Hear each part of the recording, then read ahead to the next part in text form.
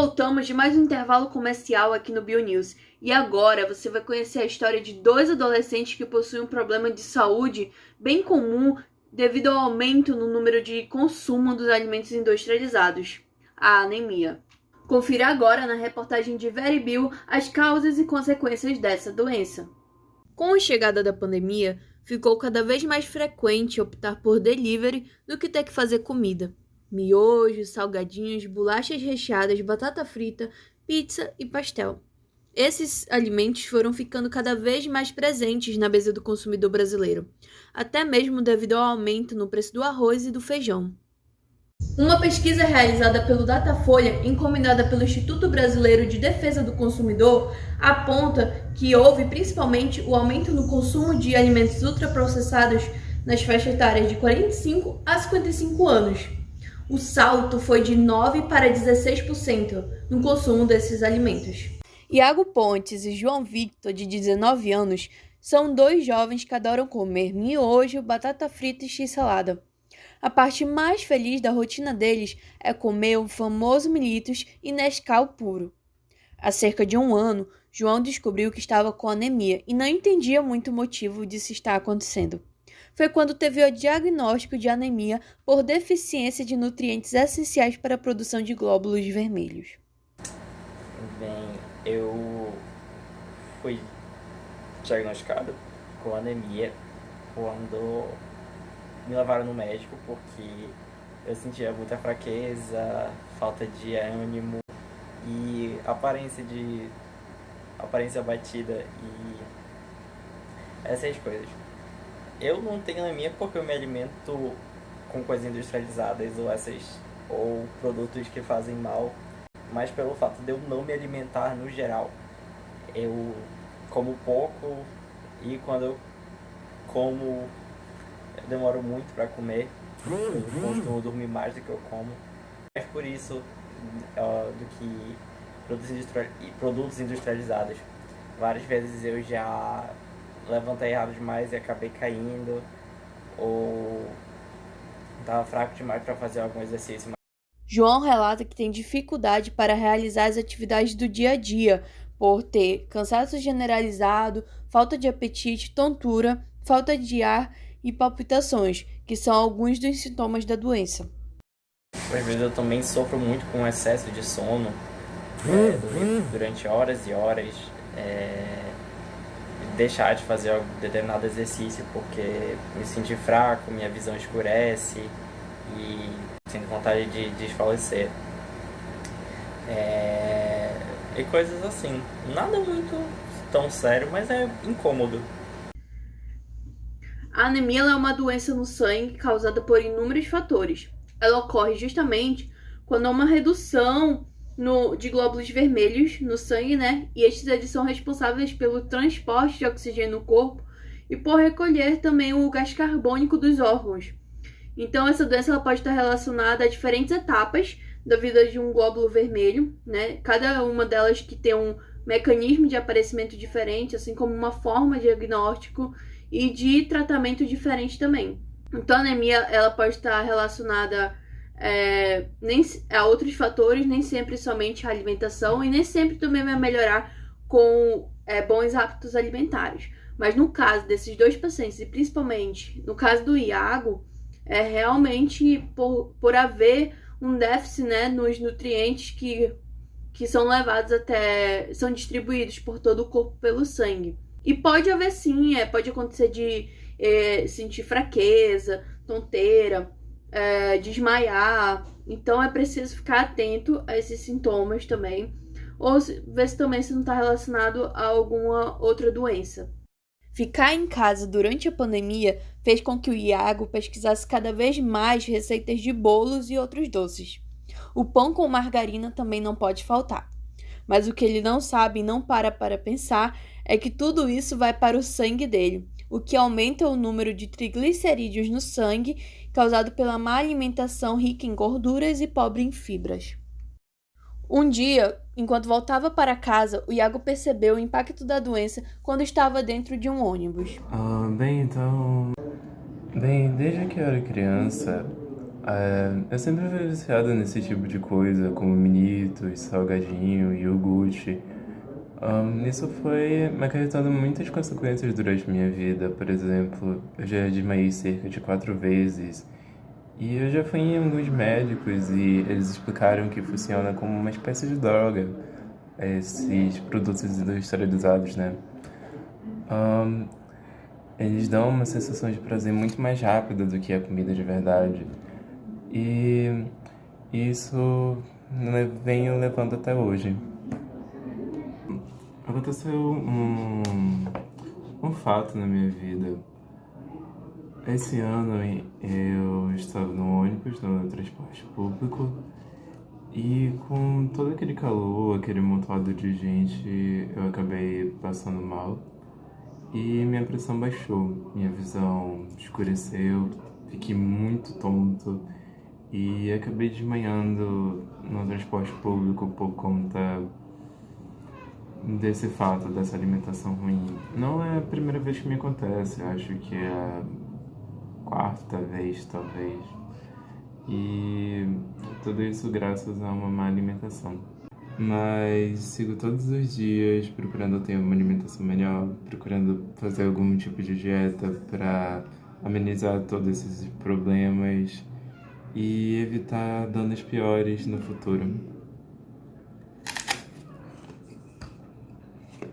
Não é de se estranhar que os alimentos que têm açúcar, gordura e glutamato monossádico possuem sim essa potencial de viciar, né?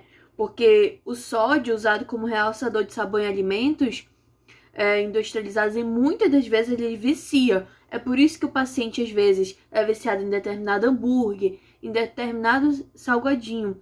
Essas substâncias elas percorrem a corrente sanguínea e liberam dopamina, serotonina, que dão justamente essa sensação de excitação, de felicidade. É por isso que muitas pessoas são viciadas. E quanto mais consome, mais viciado se torna, mais vontade de consumir aquilo a pessoa sente. O sangue é um tecido vivo e renovável, então ele é vital para a saúde humana. Ele transporta os nutrientes essenciais, então em média a gente tem em torno de 25 bilhões de glóbulos vermelhos, né? É um tipo de tecido conjuntivo, sim, que pode ser dividido, né, em duas partes: o plasma, que é a parte líquida do sangue, e as células sanguíneas, que possuem as hemácias, os leucócitos, que são os glóbulos vermelhos já mencionados. Muita gente pergunta também aqui no consultório, é uma dúvida frequente, por que o sangue é vermelho? E o sangue ele tem essa coloração avermelhada justamente por possuir a hemoglobina, que é uma proteína, né, que possui grande quantidade de ferro. E o ferro ele é justamente um elemento-chave. Então é por isso que é importante se alimentar de nutrientes, de alimentos, de verduras que possuem esse nutriente na composição. Outra dúvida frequente é sobre como o sangue é produzido no nosso organismo. Ele é produzido nos ossos, né, na medula óssea, dos ossos chatos, que são as vértebras, as costelas, o crânio também. E até mesmo no caso das crianças, ele é produzido também nos ossos longos, como o fêmur, né, da perna. Nas últimas décadas, os laboratórios de hematologia evoluíram drasticamente no diagnóstico de doenças que afetam as células sanguíneas. Agora, as contagens celulares podem ser geradas por aparelhos automatizados, substituindo as técnicas manuais. Os analisadores hematológicos fornecem informações que alertam o analista clínico para a presença de possíveis resultados que indicam a presença de células anormais e problemas de saúde. Assim, apenas amostras com resultados acima ou abaixo dos valores de referência e normais são revisados microscopicamente por um especialista. Uma técnica mais tradicional utilizada é o esfregaço manual, colocando-se uma gota de sangue em um lado de uma lâmina e espalhando-a rapidamente com uma outra lâmina para fazer a separação das células. Porém, para isso é preciso técnica, pois alguns fatores podem influenciar na qualidade, como a velocidade, o ângulo, o tamanho da gota de sangue e a viscosidade do sangue do paciente, que em alguns casos pode variar dependendo da doença. Uma vítima. Eu vou te matar, galinha. Capaz de inventar uma câmera que mostra esse encontro da Clara dentro do ovo, dentro do bolo. Também, eu sou baianinho, mas agora... Tudo também pro baile inteiro, ha, ha. E pra estar presente nos concertos da gente. Essa gente inventa cada coisa.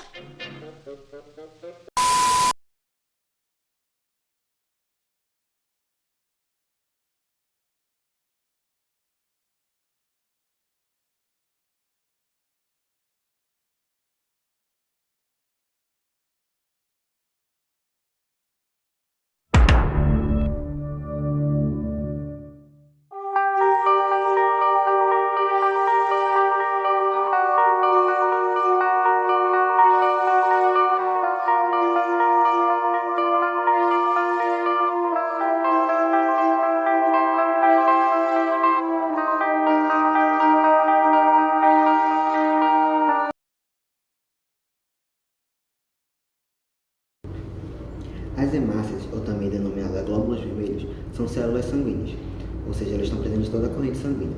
Elas são produzidas na medula óssea e elas têm a função de transportar oxigênio para todo o corpo. Não só transportar oxigênio, mas de transportar também gás carbônico. Graças à sua coloração avermelhada é devido à hemoglobina. A hemoglobina é que dá essa funcionalidade toda para as hemácias, visto que a hemoglobina é composta uma parte por ferro, e essa parte com ferro, ela liga-se ao oxigênio e consegue transportá-lo ao longo de todo o corpo. Estima-se que em um homem adulto e uma mulher adulta saudável, há entre 4,5 milhões e 5 milhões de hemácias. Quando há baixa, é por causa decorrente da anemia, ou seja, a pouca hemoglobina, ou seja, a pouco ferro no sangue. Quando há uma alta quantidade de hemácias no organismo, é porque ou a pessoa está a um nível de 2.500 acima do nível do mar, ou que necessita de mais oxigenação, ou seja, o corpo precisa de mais oxigênio, então haverá uma produção maior, ou decorrente de uma doença.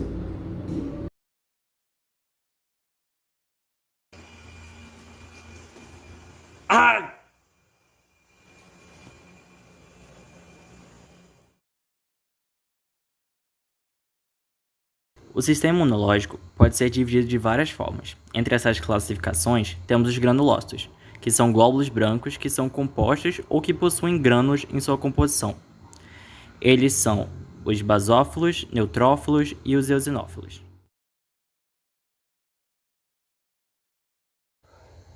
Os basófilos desempenham um papel na vigilância imunológica e no reparo de feridas. Ao entrar em contato com antígenos, os basófilos sofrem degranulação, liberando histamina e outros mediadores e participam no início das reações alérgicas, infecções e lesões, promovendo respostas como a coagulação do sangue.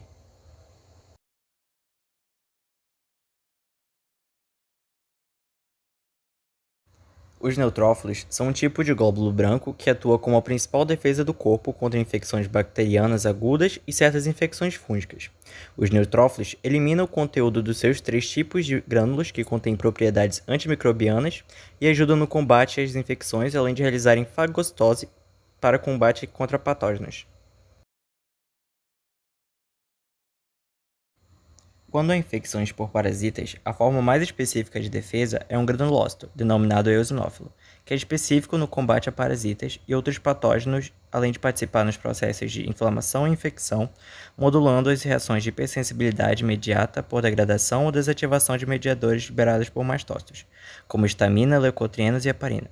No vídeo, podemos ver a destruição de um desses patógenos pelos eosinófilos. Sobre os linfócitos. Bom, os linfócitos eles são um tipo de leucócito, ou seja, são glóbulos brancos presentes no organismo e atuam como defesa do organismo. Bom, o seu aumento realmente se dá por conta de que há uma presença de algum invasor, há uma doença, há uma infecção, ou seja, vai precisar ser produzido mais glóbulos brancos para combater essa doença. Os glóbulos brancos eles vão se dividir em T, B e NK.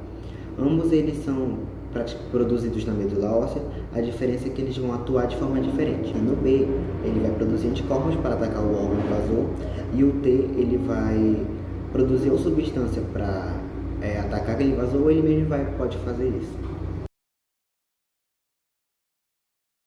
Olá, meu nome é Iago e no episódio de hoje eu irei falar sobre a importância dos monócitos e das plaquetas, como elas agem, o que exatamente elas são e qual a importância delas para o nosso sistema sanguíneo. Os monócitos são um tipo de glóbulo branco. Eles têm como função combater certas infecções e ajudar as outras células sanguíneas a remover tecidos mortos ou danificados e destruir células cancerígenas e regular a imunidade contra substâncias estranhas. Os monócitos eles são produzidos na medula óssea e depois eles entram no sangue. Eles representam cerca de 10% do sangue. E depois de passar algumas horas no sangue, os monócitos migram para tecidos como o baço, o fígado, pulmões e os tecidos da medula óssea. E é neste momento que eles se convertem para macrófagos. O diagnóstico é feito por exames de sangue e são realizados quando uma pessoa tem sinais de sintomas de uma infecção ou distúrbio autoimune. E às vezes o problema é descoberto por causa de um hemograma completo. Bem, o tratamento de distúrbios de monócitos depende da causa. O aumento do número de monócitos no sangue significa que a pessoa pode ter uma infecção crônica ou um distúrbio autoimune, ou distúrbio no sangue, ou algum tipo de câncer. Pode haver um aumento do número de macrófagos em outras partes do corpo além do sangue, como o pulmão, ou a pele, ou outros órgãos. Agora vamos falar sobre as plaquetas. Na verdade, as plaquetas não são células, elas são restos de células. Elas se originam dos restos do citoplasma de um megacariócito. Mas não significa que, por serem restos, elas são descartáveis. Pelo contrário, elas são muito importantes. Elas têm como função a coagulação do sangue. Tá, mas o que é isso? Bem, quando a gente está ali cortando a nossa carne ou o nosso vegetal, e digamos que a nossa faca escapole da nossa mão e acaba nos cortando. Alguma hora esse sangue vai estancar. Foi porque as plaquetas entraram num processo de coagulação. As plaquetas elas se reúnem em volta da ferida e fazem uma substância chamada tromboplastina. Na tromboplastina, elas fazem a fibrina, que é uma proteína, que faz uma espécie de rede que impede que o sangue vaze mais ainda no nosso corpo. E assim, nós salvamos de ter uma hemorragia externa.